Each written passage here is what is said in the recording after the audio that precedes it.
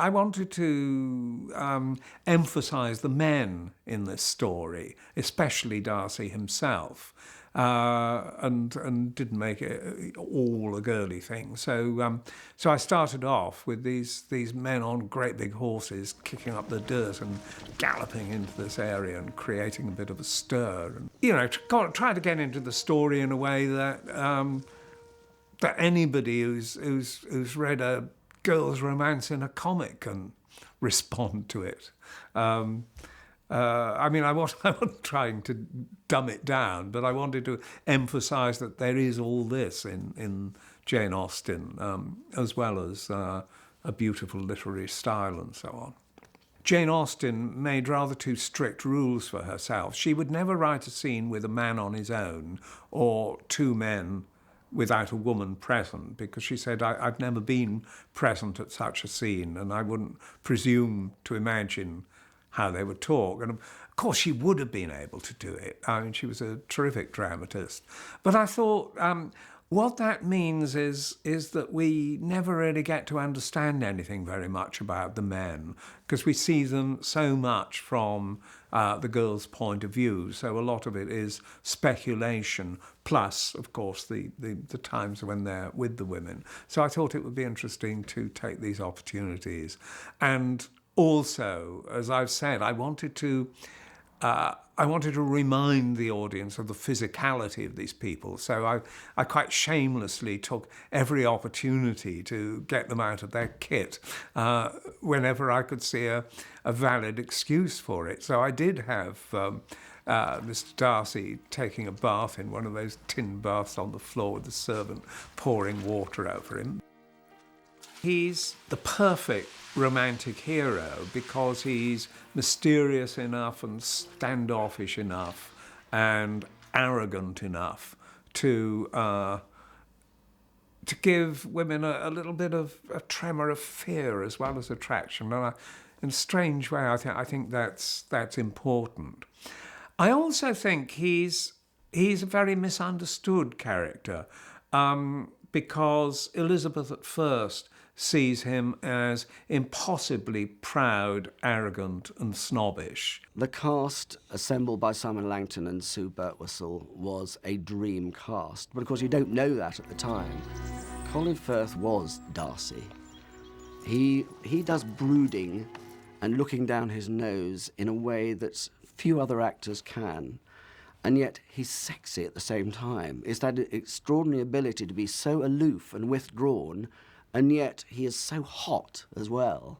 I think it was the casting that really got to me. Jennifer Eel, I mean, she's a what I call a proper actress, and Colin Firth, Alison Steadman, David Bamber, all those kind of people, Anna Chancellor, Simon Langdon directing. So this was top-notch stuff. It wasn't going to be what I call lowlife in any sense. So I got very excited. And, I had people readers writing to me saying, does Baz Bamigboye have shares in this production? He writes about it every week. But my sense was that it was going to be something important.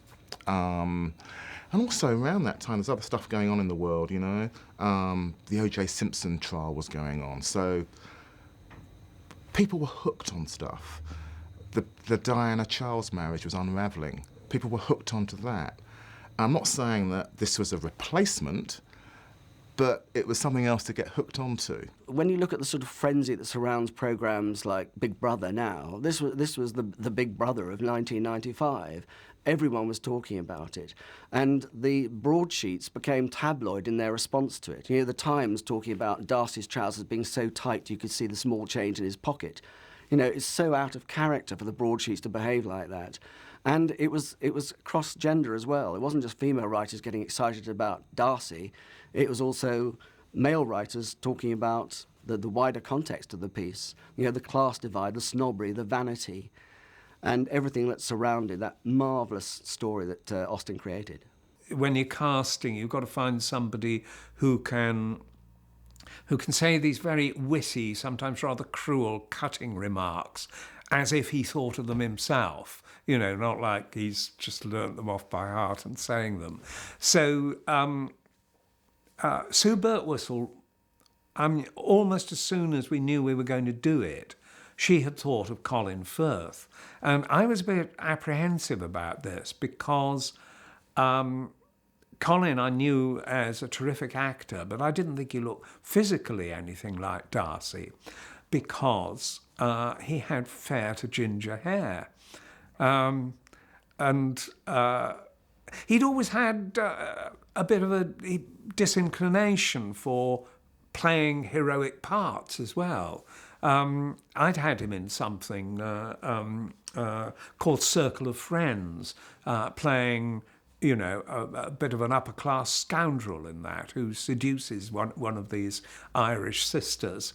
And he did that very well. But we thought, actually, what he's got to do is dye his hair black, because we thought we can't have a ginger Darcy, can we? I mean, he wasn't really ginger, but he was inclining in that direction.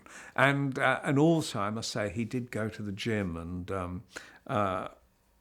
and got himself sort of lean and mean to play Darcy, because you couldn't have a Darcy with chubby cheeks, could you? At least that's what we thought. So that was part of it. Also, one of the things people never think about much, but I think it's terribly important, is that it's nice if the hero's got a beautiful voice, and Colin's got a lovely voice to listen to. So even when he's saying rather mean things, you just think, oh, I thrilled to the sound of his voice, because it's very well modulated, and you know, he's just a beautiful speaker of the lines. And he and Jennifer just went together so perfectly, I thought. And they got on very well. Good day, Miss Bennet.